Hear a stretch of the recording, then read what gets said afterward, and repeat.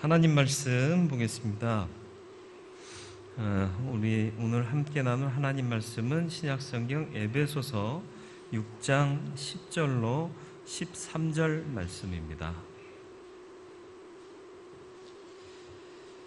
신약성경 317면 에베소서 6장 10절로 13절. 우리 한음성으로 같이 합독하겠습니다. 끝으로 너희가 주 안에서와 그 힘의 능력으로 강건하여지고 마귀의 관계를 능히 대적하기 위하여 하나님의 전신갑주를 입으라. 우리의 씨름은 혈과 육을 상대하는 것이 아니요 통치자들과 권세들과 이 어둠의 세상 주관자들과 하늘에 있는 악의 영들을 상대함이라. 그러므로 하나님의 전신갑주를 취하라. 이는 악한 날에 너희가 능히 대적하고 모든 일을 행한 후에 서기 위함이라. 아멘. 사랑하고 주의 이름으로 축복드립니다. 부족한 자 귀한 자리 허락해 주셔서 같이 말씀 나눌 수 있게 허락해 주셔서 너무 감사드리고요.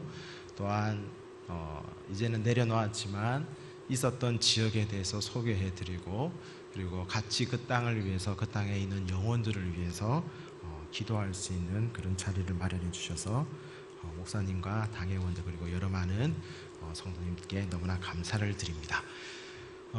제가 있었던 지역은 중국이고요. 중국의 서북쪽, 그러니까 카자흐스탄, 키르기스탄, 우즈베키스탄, 파키스탄, 밑으로는 인도, 그리고 위쪽으로는 러시아, 몽골, 그렇게 접해져 있는 그러니까 중국의 제일 서북쪽이에요. 그리고 여러분들이 옛날에 변방이라고 했던 그렇게 불려지는 지역이었고, 여러분들이 손오공 아시죠? 손오공이 그 불났던 화라산에 파초선을 가지고 불을 꼈던, 그래서 그러한 땅이 제가 있었던 그러한 땅입니다. 나중에 영상에 잠시 넣었는데요. 그때 보고 지금 틀시면 안 돼요. 그때 다시 얘기를 좀 나누도록 하겠습니다. 오늘 예수 이름 안에 우리가 소망이 있음을 믿습니다. 네, 저도 믿습니다. 네, 오늘 본문 말씀 가지고 말씀을 같이 나누겠습니다. 오늘 읽었던 본문 말씀은 바울이 에베소 교회를 향하여서 쓰고 있는 그런 편지글이고요. 바울이 에베소 교회를 향해서 편지를 쓰면서 1장부터 하나하나 복음에 대해서 잘 이야기하고 건면하면서 이제 마지막으로 에베소 교회를 향하여서 권하듯이, 명령하듯이 마지막으로 부탁하고 싶은 그러한 내용이 바로 오늘의 본문입니다. 그래서 본문 말씀 10절 말씀에 보게 되어지면은 이렇게 이야기합니다. 끝으로, 마지막으로 너희가 주 안에서와 그 힘의 능력으로 강건하여져라 라고 이야기하면서 하나님의 전신갑주를 입으라 라고 이야기하는데, 그 하나님의 전신갑주를 입어야 될 이유를 11절에 이야기하고 있습니다. 뭐라고 이야기합니까? 마귀의 관계를 능히 대적하기 위해서 하나님의 전신갑주를 입으라 라고 해요. 마귀의 관계, 마귀의 속임수, 마귀의 거짓에 대해서 바르게 대적하기 위해서, 능력 있게 대적하기 위해서 무엇을 입으라고요? 하나님의 전신갑주를 입으라 라고 명령을 하고 있습니다. 또 13절 말씀에 보게 되어지면은 이제는 하나님의 전신갑주를 취하라 라고 이야기합니다. 무엇 때문에? 악한 날에 너희가 능히 대적하고 그리고 모든 일을 행한 이후에 뭐 하기 위해서? 서 있기 위해서 하나님의 전신갑주를 취하라 라고 이야기를 합니다. 마귀라고 하는 존재, 사단이라고 하는 존재, 헬라어로 보게 되어지면은 이러한 뜻이 있습니다. 무엇과 무엇 사이에 끼어 들어가다. 그것이 헬라어 디아블로스라고 하는 사단의 의미입니다. 무엇과 무엇 사이에 자기 자신이 끼어 들어가는 거예요. 하나님과 나 사이에 사단이 끼어 들어가는 겁니다. 우리가 예수 그리스도를 나의 구주, 나의 하나님으로 영접한 이후에 우리는 어떠한 존재입니까? 죄에 대해서 자유하고 하나님과 우리 사이에 너무나 친밀한 관계 속에서 교제하게 되어집니다. 그리고 기도하고 찬양하고 예배하면서 하늘로 이 땅의 축복이 아니라 하늘로부터 주어지는 은혜와 사랑이 우리 가운데 풍성하게 되어지고, 우리가 이 땅에 살아가면서 어렵고 힘들고 고난 가운데 하나님께 간구하고 찬양하고 예배드리는 가운데 하나님께로부터 주어지는 은혜가 있는 것이 우리의 삶이에요. 그래서 하나님과 우리 사이에 너무나 친밀해요. 그 누구도 깨트릴 수 없고 누구도 갈라쓸 수 없게 되어지는 것이 우리의 존재인데, 이것을 누가 싫어합니까? 사단이 싫어요. 그래서 하나님과 나 사이에 누가 끼어들어가는 거예요? 자기 자신이 들어가서 거짓으로, 속임수로, 관계로 그 관계를 깨트리는 것이 바로 사단의 존재입니다. 예수 그리스도를 나의 구주 나의 하나님으로 영접한 이후에 나와 하나님과의 관계가 오르게 될 뿐만 아니라 또 다르게 하나님과의 관계 속에서 바르게 서 있는 형제 자매들이 있죠. 그러면 그 형제와 그 자매와 나 사이의 관계에서도 하나의 공동체가 되어집니다. 하나의 코이노니아가 이루어지죠. 아름다운 관계가 이루어집니다. 그래서 예수 그리스도가 그 공동체가 머리가 되어지고, 예수 그리스도의 헤드십을 인정한 가정과 교회와 공동체와 직장에서 여러 모임들 가운데서도 하나님의 은혜로부터 주어지는 아름다운 관계가 있어요. 그런데 나와 그 형제와 아니면 나와 그 자매와의 관계를 깨트리는 존재가 누구입니까? 바로 사단이라고 하는 존재예요. 그래서 아름다웠던 가정 가운데서의 관계를 깨트리고, 아름다운 믿음의 가정을 깨트릴 뿐만 아니라 교회 공동체 속에서도 그 관계를 깨트리려고 하는 존재가 바로 누구예요? 사단이라고 하는 존재예요. 그래서 바울은 에베소 교회를 향하여서 11절에 이야기하는 거예요. 마귀의 관계를, 마귀의 속임수를, 마귀의 유혹을 능히 감당하기 위해서, 능히 대적하기 위해서 무엇을 입으라고 이야기합니까? 하나님의 전신갑주를 입으라 라고 이야기를 합니다. 그리고 13절, 악한 날에 너희가 대적할 뿐만 아니라 모든 일을 행하고 난 뒤에 뭐라고요? 서 있기 위함이라 라고 이야기합니다. 선교사로 파송되어지고 첫 사역을 하면서 그러한 일이 있었습니다. 믿는 한족 형제였고, 그 형제가 자기 한족 형제들을 향하여서 전도자로 나아가는 것이 아니라 좀 대적 관계에 있는 이제 위구르 민족을 향하여서 복음 전도자로 사역기 위해서 이제 나가기 위해서 40일 금식 기도를 했던 형제가 있었습니다. 농장에서 했었고 허름한 곳에서 기도하면서 잘했어요. 38일째 정도 되었을 때 몸이 너무나 쇠약해져서 저희 선임 선교사님께서 이제 금식 그만하세요, 하나님께서 형제의 마음을 아십니다 라고 이야기를 했는데, 형제가 그래도 믿음으로 끝까지 금식을 잘 하겠습니다 라고 얘기해서 금식 40일 금식 기도를 잘 마쳤습니다. 그리고 이틀 뒤 금요 기도 시간이 있어서 농장으로 찾아갔어요. 근데 찾아갔는데 선임 선교사님께서 김광수 선교사님이 형제가 있는 방으로 좀 오세요 라고 이야기했어요. 네 알겠습니다. 그렇게 이야기하고 형제 방을 찾아갔습니다.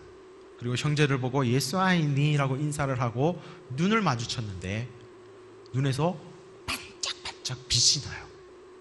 사람의 눈이 그렇게 빛이 나는 것은 처음 봤습니다. 어린아이들이 눈에 맑은 것보다 더 맑게 보였어요.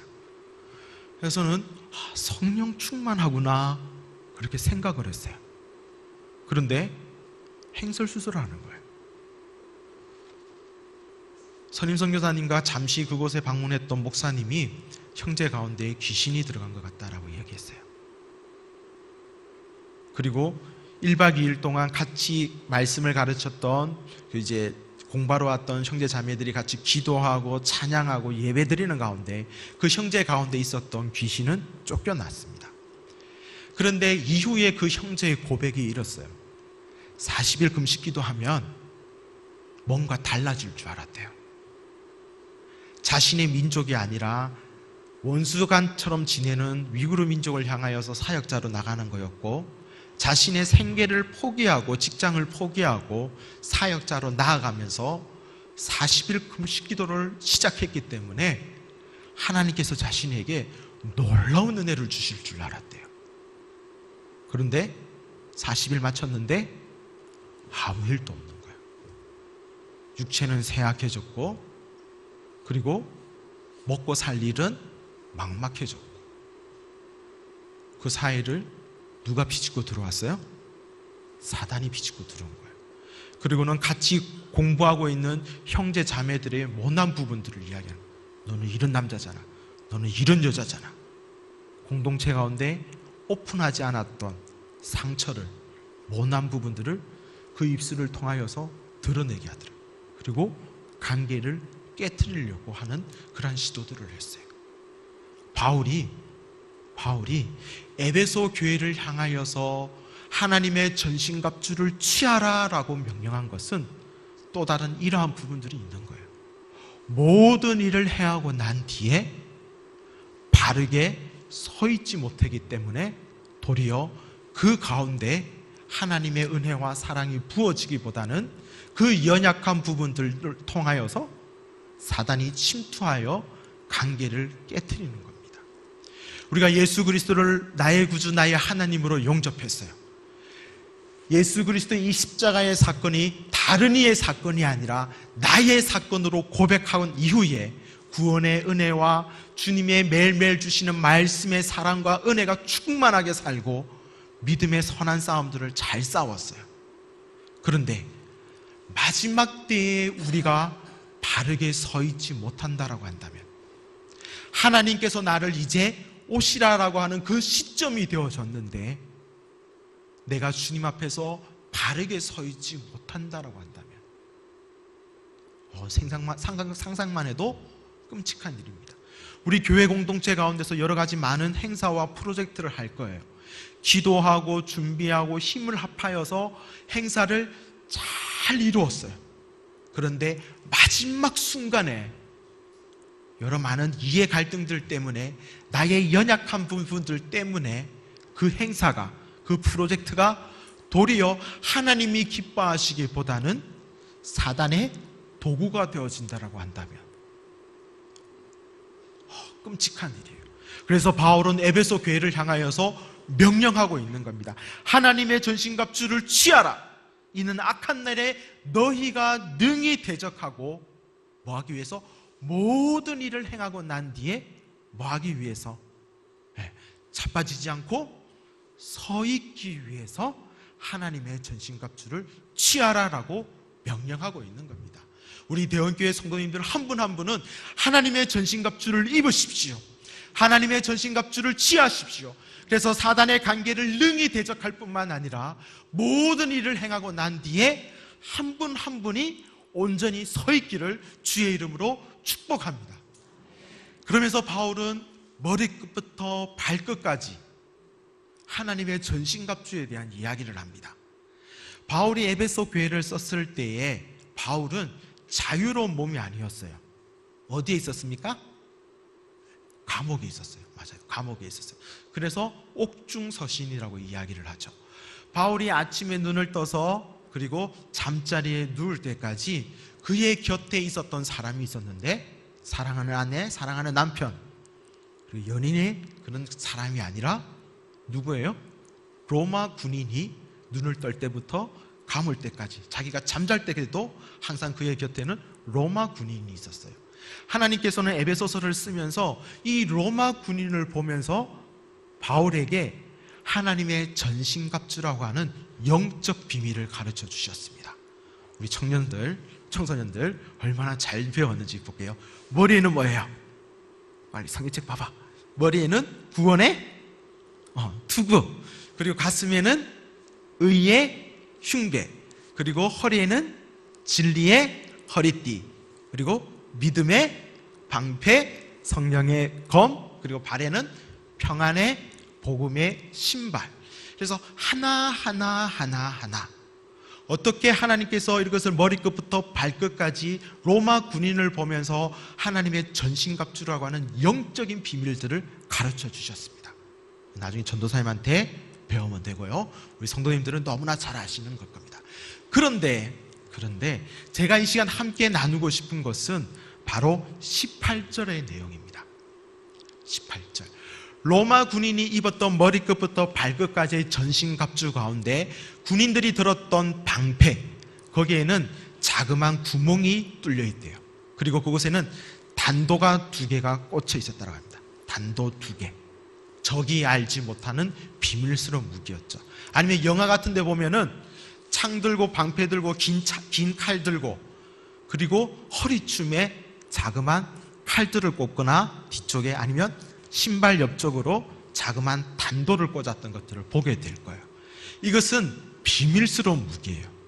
내가 창을 놓치고 방패를 놓치고 긴 칼로 싸우다가 칼을 놓쳐서 이제 적이 나를 죽이려고 할 때에, 나를 해하려고 할 때에 적이 알지 못하게끔 비밀스럽게 뽑아서 적을 기습해서 찔러서 그 싸움을 이기거나, 아니면 로마 군인답게 더 이상 군사로서 그리고 군인으로서 자신의 활동들을 할 수 없을 만큼 상해를 입었을 때에 명예롭게 죽기 위해서 사용되어졌던 것이 바로 이 단도입니다. 적이 알지 못하는 비밀스러운 무기죠. 그런데 바울은 이것을 뭐라고 이야기하냐면은 기도와 간구라고 이야기합니다. 기도와 간구. 우리가 예수님을 믿고 믿음의 선한 싸움들을 하면서 우리가 승리하셨던 예수 그리스도를 쫓아서 매일매일 승리하면서 나아가면 좋으려만, 우리가 믿음의 생활들을 하면은 때로는 어때요? 지치고 피곤하고 고나고 말씀대로 살려고 했는데 말씀대로 살려고 하다 보니까 사기당하고 속임수 당하고 피해보게 되어지고 더 이상 누구한테 토로하기도 힘든 그러한 경우들이 있어요. 군인이 군인답게 살아가면서 승리하면서 전쟁에 이기면 좋으려만 군인이 힘 빠질 때 있고 칼을 놓칠 때가 있고 방패를 놓칠 때가 있고 이제 자빠져서 적이 나를 찌르면은 이제 죽을 수밖에 없는 그러한 상황 가운데 있을 때에 비밀스러운 칼을 들어서 적을 찌르는 것처럼 바울은 우리의 믿음에 연약할 때, 도저히 힘들어서 우리가 싸울 수 없을 때에 우리가 주님 앞에서 매일매일 무릎 꿇었던 그 기도, 그것이 비밀스러운 무기라고 이야기하는 겁니다. 하나님, 나의 인생 가운데서 매일매일의 삶 가운데서 말씀처럼 살게 하시고 말씀처럼 이루어지게 하시고 믿음으로 살아갈 때에 힘들고 고나고 어렵겠지만 믿음으로 주님 앞에 기도하고 나아가오니, 그렇게 평상시 기도했던 주님 앞에서의 그 무릎 꿇음, 그것이 비밀스러운 무기가 되어져서 사단을 찌르는 겁니다. 또 다르게 간구라고 하는 부분들이 있습니다. 이거는 해석상의 여러 가지 많은 부분들이 있는데 그 뜻들 가운데 하나가 무엇이냐면은, 간구라고 하는 의미 가운데 하나는 중보기도라고 하는 것이 있어요. 다른 일을 위하여서 기도하는 거예요. 잘 싸워요. 이기면서 나아가요. 그런데 내 칼을 놓쳤어. 방패를 놓치고 모든 것들을 내려놔서 힘이 없어요. 육박으로 싸웠지만 육박전으로도 싸울 힘이 없어서 이제는 다 내려놨어요. 주님 앞에서 나와서 기도하려고 했는데도 기도할 만한 힘조차 없어요. 그리고 주님 앞에 나와서 아버지 하고는 더 이상 어떻게 할 여력이 없어요. 심지어는 모든 믿음의 그러한 생활들을 다 내려놓고 싶은 그러한 순간이 있잖아요. 그때 나의 비밀스러운 무기가 바로 옆에 계시는 장로님, 권사님, 집사님, 믿음의 선배들, 바로 옆에 계신 분이에요. 내가 칼을 들어 사단을 찌르지 못할 그 순간에 나의 비밀스러운 무기가 되어서 내 대신 기도의 칼로 사단을 찌르는 나의 형제 자매가 바로 옆에 계신 분이에요. 한번 보세요. 이분이 나의 비밀스러운 무기신지. 맞아요. 비밀스러운 무기예요. 믿음의 생활들을 하면은 장로님이든 권사님이든 힘들 때가 있어요. 목사님이라고 다르나요? 목사님도 매일매일 기도하고 말씀 보고 하나님 앞에 부여잡지만 때로는 힘들고 고나고 지칠 때가 있어요. 모든 에너지가 다 소진되어질 때가 있어요. 그때 목사님의 비밀스러운 무기가 되어져서 사단을 찔러야 하는 존재가 바로 여러분들이에요. 선교제에서 그런 일이 있었습니다. 올해입니다.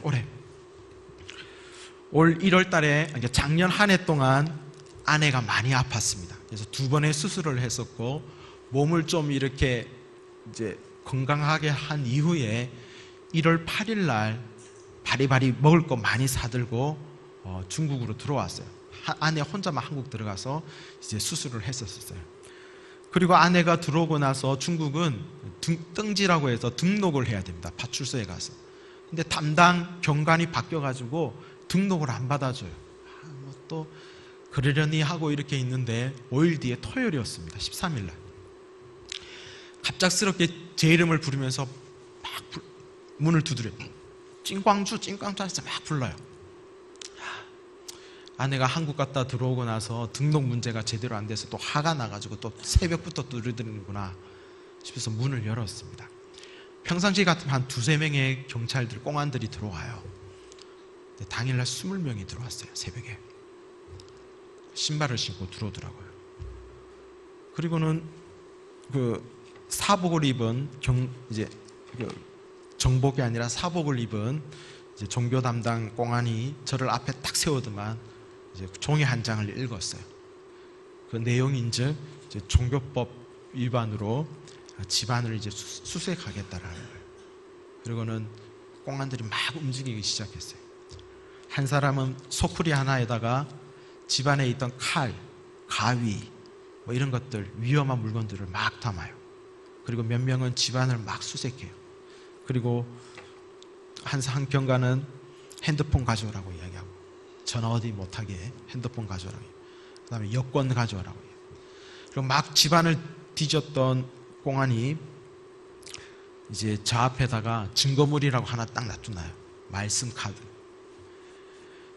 증거물이 발견되어졌기 때문에 이제 공식적인 압수수색을 한다고. 집안에 있는 증거물을 다 뒤지고 지갑 가져와라, 현금 구석구석에 있는 거 다 가지고 와라, 카드 다 내놔라, 그리고 카메라, 그리고 노트북 다 압수를 했어요. 그리고 아내가 있었던 식탁 위에는 이제 증거물들이 이제 쭉 이렇게 쌓여졌어요. 그러한 부분들을 다 카메라로 찍더라고요. 그리고 사인을 하랍니다. 내가 무슨 사인을 하느냐고, 할 수 없다라고 하니까 아무 얘기를 안 해요. 그리고는 조사받으러 가자라는 거예요. 새벽이었어요. 아내와 저가 이제 나가야 되니까 아이들을 깨웠습니다. 첫째, 둘째를 깨워서 이제 아빠, 엄마 잠시 갔다 올 테니까 일단은 나중에 배가 고프면 엄마가 한국에서 가지고 온 냉동식품 데펴서 먹어 얘기하고, 저희들은 이제 경찰차를 타고 나갔어요. 아내 따로 저 따로 경찰에 이제 호위가 아니죠. 이제 연행되어져서 이제 지하 감옥으로 갔습니다. 가서 이제 지하 감옥으로 뚝 들어가니까 조사실이라고 하네요. 아무튼 그런 데가 있어서 아내 따로 저 따로 이렇게 들어갔어요. 들어가서 철제 의자에 앉으라라고 얘기해서 앉으니까 이제 가슴과 다리를 못 움직이게끔 결박을 하더라고요. 그런 것들을 다 카메라로 찍더라고요. 그리고는 이제 조사에 들어갔어요. 뭐 어땠냐 이렇게 조사를 들어갔는데, 뭐 어쨌든 사실대로 이야기를 하고 1시간여 조사를 받고 나왔어요. 나왔는데 아내는 좀 더 시간이 걸렸어요. 그래서 다시 만나서 아내한테 그런 이야기를 했습니다. 이제 나가야 될 때가 됐나 보다. 그리고는 이제 다시 경찰차를 타고 이제 집으로 왔어요. 그 기간 동안 아이들은 20여 명의 공안들한테 둘러싸서 이제 그대로 있었어요. 집에 딱 들어가서 아이들 부르니까 튀어나오더라고요. 이제 침대에 누워 있었는데 아마 자고 있는 척 한 것 같아요. 나와서 부르니까 바로 튀어나와서 안아줬어요. 별 이상 없는 것들은 확인하고 경관한테 언제 나가면 되느냐라고 물으니까 1시간 만에 짐을 싸래요. 뭐 지금 어떻게 1시간 만에 짐을 싸느냐. 그러니까 지금 시간 간다. 빨리 싸라라고 얘기했어요. 아이들한테 뭐 이렇게 뭐 별 얘기도 못 하고 이제 가야 되니까 너희들이 필요한 거 챙겨라고 얘기하고는 이제 그 뭐죠? 캐리어를 이렇게 던져줬어요. 그리고 아내도 나름대로 이제 중요하다라고 생각되어지는 것들을 싸게 하고 저도 제 나름대로 중요하게 여겨지는 것들을 싸려고 준비를 했어요. 뭘 쌀까라고 고민을 했죠. 항상 추방에 대한 생각은 있었지만 막상 닥치니까 다시 한번 뭘 싸야 될지 고민하게 되더라고요. 두 가지가 가장 중요했었어요. 첫 번째는 외장 하드. 노트북이랑 컴퓨터에는 별 자료가 없어요. 항상 정리하고는 외장 하드에다 옮겨서 자료를 보관하고 있었기 때문에 컴퓨터랑 노트북은 빼앗겼지만 외장 하드는 빼앗기면 큰일 나요. 친구들의 사진들이 그 안에 다 있었거든요. 자료들이랑. 그래서 이거를 어떻게 눈치 안 채게 싸는가. 그리고 두 번째는 회사 서류였습니다. 저희가 있었던 중국이라고 하는 땅은 선교사들이 학생 아니면 이제 직업 비자를 가지고 생활들을 해요. 저도 이제 직업 비자를 가지고 있었고, 제가 있었던 우르무치에서는 저와 이제 온누리 교회에서 파송되어진 선교사님이 같이 비자를 해결하고 있었고, 두 군데 있었던 지사에서는 또 세 분의 이제 선교사님이 또 저희 회사로 해가지고 비자를 해결을 하고 있었어요. 그렇기 때문에 저는 그때까지만 저만 추방되는 줄 알고 이 회사 서류를 어떻게 해서든지 잘 챙기는 거 하나도 빠짐없이. 그리고 이제 나머지 아내가 한국 갔다 들어온 지 얼마 안 돼서 화장품 새 것들이 좀 있어서 챙기는 이런 것들을 좀 챙기는 거였어요. 정신없이 챙겼어요. 1시간 만에 짐을 싸라고 하니까. 우리가 그 집에 8년을 살았거든요. 중국에서 11년을 살았는데 그 집에서만 8년을 살았어요. 아이들이 고등학교 1학년, 중학교 3학년, 중학교 2학년, 그리고 초등학교 2학년. 이 셋째와 넷째 사이가 텀이 길어가지고 짐들을 버리지도 못하고 계속해서 쌓아놨던 짐들이 많아요. 어쨌든 뭐 중요하다라고 막 생각되어지는 것들을 쌓고 아이들한테도 캐리어를 던져줬고 아이들도 자기 나름대로 자기들이 중요하다라고 여기는 것들을 챙겼어요. 근데 둘째 짐을 그 카자흐스탄으로 저희들이 추방을 당했는데 카자흐스탄 가서 둘째 아이 짐을 열어보니까 옷가지 몇 개 하고 자기가 안고 자던 인형 크다란 그 큰 캐리어에 그거 하나 넣었더라고요. 한국에 들어오면 한 4, 5만 원이면 사는 인형을 자기가 어릴 적부터 안고 자던 인형이에요. 인도네시아 가면 그거 또 들고 가겠대요. 어쨌든 그렇게 짐을 쌌어요. 그리고 아파트에서 이제 나오는데 아이들한테 고민이 생긴 거예요. 어릴 적부터 기르던 강아지. 우리 어른들은 뭐 그냥 강아지려니 이렇게 생각을 하지만 요즘 아이들은 좀 애착을 가지고 좀 강아지를 길러요. 아침 저녁으로 막 그 외출해가지고 똥오줌 이렇게 막 싸게 하고 뭐 이래서 당시 저희들이 추방 날 때 영하 22도였거든요. 그러니까 얘랑 헤어지는 거. 그런데 저희들이 추방 당하면서 사진을 찍고 조서를 꾸미고 사인을 하고 5년 동안 중국에 못 들어가는 것에 대해서 확증을 받고 관할 파출소에서 잠시 쉬고 있을 때 우리 아이들이 경관한테 물었어요. 우리 강아지 어쨌냐고. 근데 경관이 버렸다라고 얘기했거든요. 아무튼 그게 우리 아이들한테 조금의 상처였어요. 그리고 아이들한테는 이제 친구들하고 연락을 못하고 나가는 거. 어쨌든 그렇게 해서 이제 공항 가기 전에 봉고차에 탔습니다. 봉고차에 타면서 우리 아이들한테 얘기를 했어요. 마지막이다. 그래도 우리가 이 땅에 왔는데 이제 못 들어올 것 같은데 이 사람들을 위해서 우리가 축복해 주자.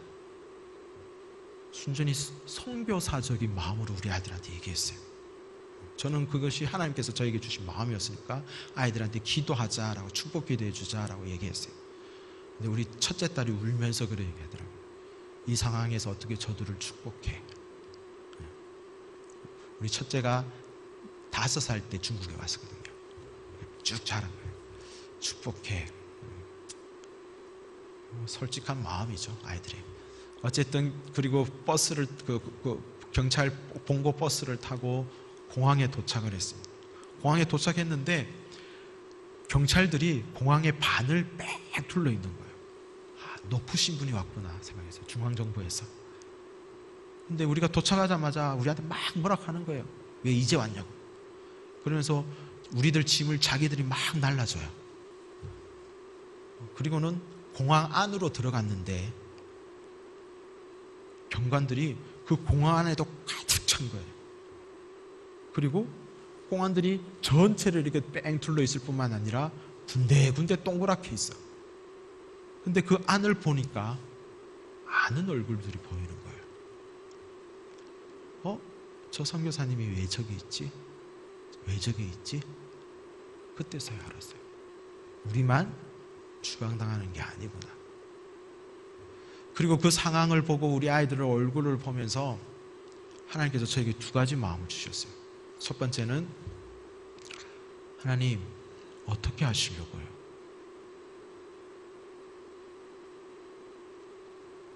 당일날 새벽에 13가정 52명이 추방을 당했어요.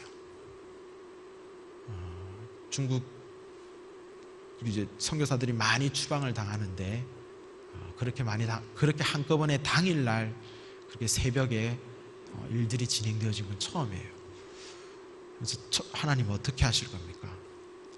우리는 10여 년 이 땅에 있으면서 무슬림 사역하면서 몇 안 되는 영혼들 데리고 그렇게 고분분투했는데 우리보다 더 오래 있었고 이제 공동체를 이뤄가는 그러한 선교사님들도 계시는데 새벽에 우리처럼 이렇게 다 추방을 당하면 형제 자매들한테 연락도 못하고 어떠한 조치도 취하지 못하고 누구한테 연결도 못 시켜주고 어떻게 하실 겁니까? 2번째 마음은 하나님 감사합니다라는 거였어요. 이거는 아비로서 가지는 감정이었어요. 우리 아이들이 추방당하는 막 그 시간들 속에서 계속 긴장해 있고 막 그렇게 있었어요. 그런데 공항에 딱 가니까 우리 둘째 딸이 주변을 휙 둘러보고 엄마한테 이랬어요. 엄마, 저기 누구네 있어? 누구네 있어? 누구네 있어? 그러면서 우리 둘째 딸이 픽 하고 웃었어요. 그 모습을 보고 제가 하나님 앞에 감사합니다라고 했어요. 왜냐하면 우리 아이들이 고1, 중3, 중2 무슨 시기예요? 질풍노도의 시기. 어디로 튈지 모르는 시기. 잘 자라줬어요. 이쁘게 커졌어요. 우리 친구들처럼 이쁘게 커졌어요. 그런데 어떠한 충격이 탕 하고 부딪히게 되면은 어디로 튈지 모르거든. 지금 엄청난 스트레스 속에 있는데 그 딱 공항에 가니까 누가 있냐면은 자기 친구들이 있는 거예요. 그러니까 자기들만 나가는 게 아니야. 그러니까 받았던 스트레스와 충격이 당시에 한번 푹 하고 깔아앉은 거예요. 그리고는 저희들이 그곳에서 한국으로 추방을 당한 게 아니라 제일 가까운 도시인 카자흐스탄의 알마티라는 곳으로 저희들이 추방을 당했어요. 언어도 안 되고 모든 연락처를 다 빼앗기고 현금도 다 빼앗기고. 근데 한국 갈 줄 알았는데 알마티로 보낸대요. 막막했죠. 막막했죠. 비행기를 타는 순간에 공안들이 핸드폰에 있는 유심칩을 빼고 우리에게 돌려줬어요. 그러니까 연락할 방법이 없어. 근데 유심칩을 빼고 다 핸드폰을 돌려줬는데 다른 선교사님 자녀 아이 핸드폰에 유심칩을 빼는 걸 잊어버린 거예요. 그거 가지고 한국에 자기 엄마한테 전화하고 그 선교사님이 수소문에서 알마트에 계신 선교사님한테 막 울면서 상황이 이렇다고 몇십 명이 지금 추방당한다고 이야기를 했어요. 그리고 비행기를 타고 알마트에 도착을 했는데 알마트에 52인승 버스가 준비되어 있고 봉고차 한 대가 준비되어져 있는 거. 그리고 두 분의 선교사님이 와서 기다리고 있어요. 그리고 숙소도 우리 교단의 공준택 선교사님이라고 알마트에서 신학교 하셨던 선교사님이 계신데 그 숙소가 얼마 전에 리모델링을 새로 하고 막 오픈 준비하고 있었어요. 그것으로 저희들이 간 거예요. 그 숙소에 들어가면서 다른 선교사님 아이가 그런 이야기 했어요. 막 눈 오는데 자기 가방 들고 들어가면서 수련회 왔네.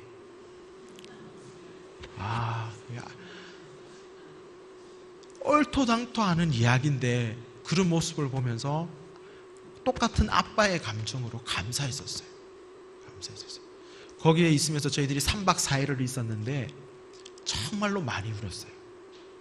서로가 서로의 아픔들에 대해서 이야기하고 기도하고 격려하고 예배하고, 초등학교와 유치원 아이들은 제가 가서 아빠 엄마가 어떠한 일을 했었는지 이야기해주고 이해시키고, 그리고 왜 이러한 일들이 일어나고 있는지 아이들한테 설명해주고, 우리 청소년 아이들은 자기들끼리 모여서 히히덕거리면서 막 놀고, 그러면서 야 우리는 2시간 만에 추방당했는데 너희들은 몇 시간 만에 추방당했는데 그냥 막 중국 사람들 욕하고, 다들 돈 뺏겼잖아요. 현금이 없었어요.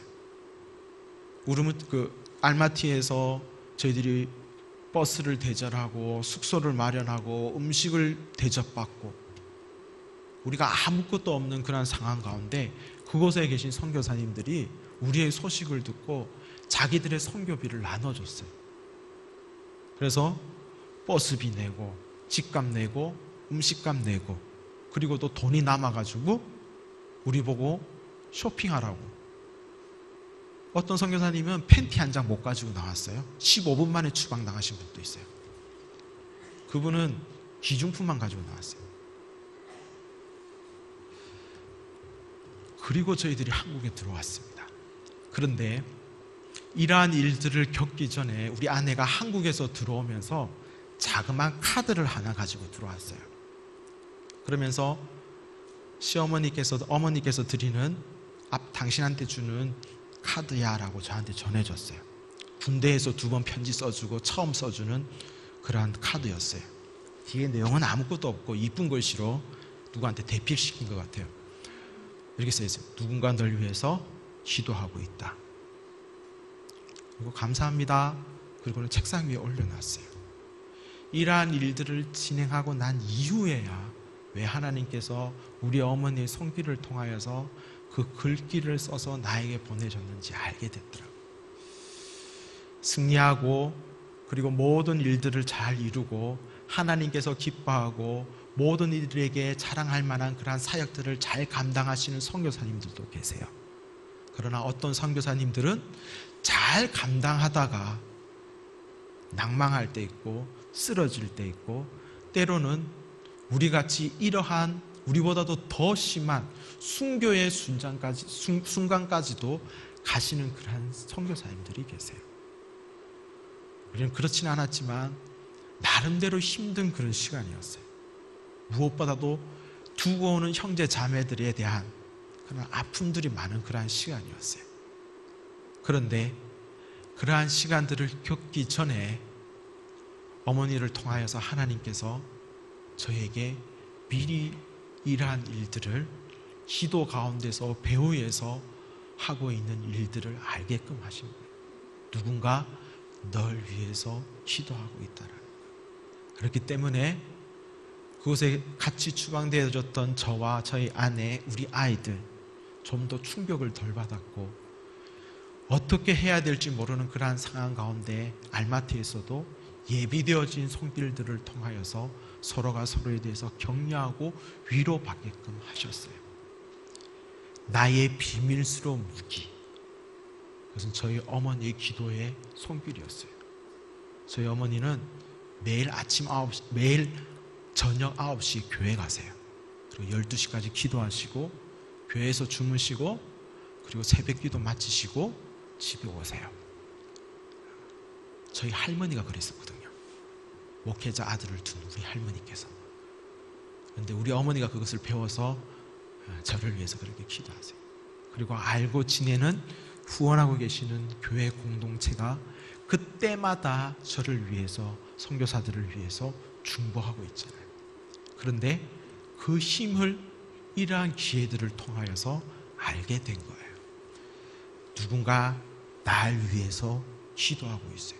내가 힘들고 지치고 고나고 어렵고 도저히 모든 것들을 믿음으로 감당할 수 없는 그러한 순간에, 내가 자빠질 수밖에 없는 그러한 순간에 나의 비밀스러운 무기로 옆에 계시는 목사님이, 장로님이, 권사님이, 집사님이, 아니면 우리 사랑하는 청소년들이 아빠 엄마를 위해서 기도하는 그 기도에 하나님의 역사하심이 있는 거예요. 머리끝부터 발끝까지 우리가 다 무장할 수 있습니다. 그러나 우리가 잊지 말아야 할 것은 비밀스러운 무기를 잘 가다듬어야 되는 거예요.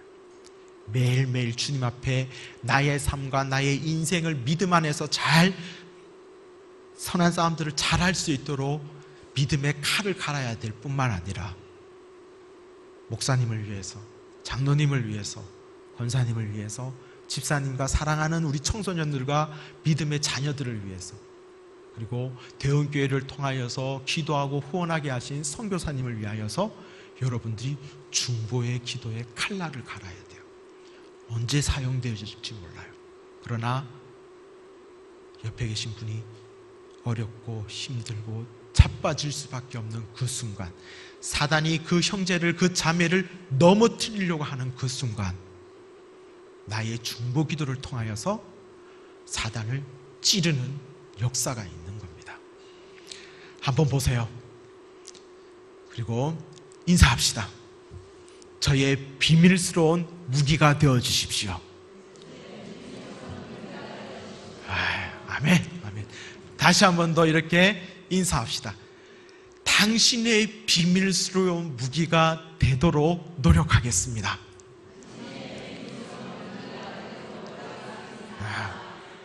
목사님의 비밀스러운 무기는 누가 되어야 돼요? 여러분들이 되셔야 됩니다. 장로님, 권사님, 그리고 새로운 어떠한 성도 집사님, 그분들의 연약한 모습과 나약한 모습이 볼 때, 그가 믿음의 칼날을 들어서 싸울 수 없을 때에 여러분들이 비밀스러운 무기가 되어져야 하는 거예요. 바울은 에베소 교회를 향하여서 그렇게 이야기합니다. 하나님의 전신갑주를 입으라. 머리끝부터 발끝까지. 하나님의 전신갑주를 취하라. 머리부터 발끝까지. 그럼에도 불구하고 더욱더 강조해서 이야기하는 것, 비밀스러운 무기 또한 이야기하고 있다는 사실을 우리가 기억했으면 좋겠습니다. 머리부터 발끝까지 대원교회 성도님들은 하나님의 전신갑주를 취하십시오. 그리고 한 사람 한 사람이 비밀스러운 무기가 되어져서 마귀의 관계를, 그리고 모든 일들을 다 행한 이후에 온전히 서 있을 수 있는 여러분들 한 사람 한 사람 되어지기를 주의 이름으로 축복합니다. 제가 있었던 곳이었고 만났던 사람들이었고 이제 전도의 결실을 이뤄가면서 교회 공동체를 이뤄갈 만한 그때였는데 형제들은 이제 잡혀 들어갔고요. 저는 이렇게 나와 있는 상황입니다. 기도 제목 같이 나눌게요.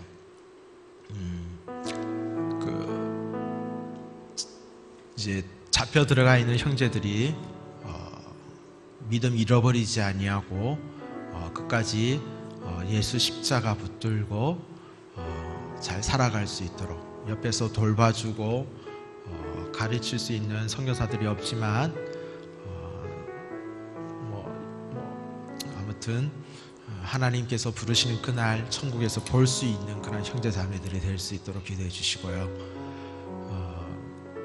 그리고 교회 공동체들이 많이들 깨어졌는데 나중에 다시 그 공동체들이 회복되어질 수 있도록 위해서 기도해 주시고, 신장 땅 위구르족 그리고 카자흐족들을 품었던 저희 지역에 있었던 많은 선교사님들이 이제 두 가정만 빼놓고 이제 다 한국으로 나와 있고, 다른 나라를 선택해서 카자흐스탄, 우즈베키스탄 뭐 이런 쪽으로 지금 많이 나가고 있습니다. 그분들이 이러한 여러 가지 아픔과 여러 가지 그런 힘듦을 발판으로 삼아서 더욱더 하나님을 신뢰하고 끝까지 사역들을 잘 감당할 수 있도록 위해서 기도해 주시고요. 저는 이제 저와 저희 아내는 이제 인도네시아로 이제 마음을 품고 그 땅을 향해서 나아갈 터인데 사실 첫사랑을 잃어버리는, 첫사랑을 두고 또 다른 사역지로 가는 게 좀 사실 힘들어요. 위구르 땅이 첫사랑이었기 때문에 어쨌든 인도네시아로 이제 가게 되어지는데 주님께서 그 땅에서 사역을 마치는 그 순간까지 영혼들 한 명 한 명을 정말로 천하보다도 귀하게 여기는 그런 선교사 되게 해달라고 그렇게 위해서 기도해 주시고요. 여러분들 주보 표시게 되어지면은 우리 대원교회에서 기도하고 후원하고 있는 미자립 교회와 그리고 선교사님 이렇게 있습니다. 우리 이 시간 그분들을 위해서 기도합시다. 지금 우리가 기도하는 이 기도가 그분들의 비밀스러운 무기가 되어져서 믿음의 선한 싸움들을 승리하면서 나아갈 수 있는 그런 사역자 그리고 형제 자매들 그리고 선교지가 되어지도록 우리 이 시간 함께 기도하겠습니다.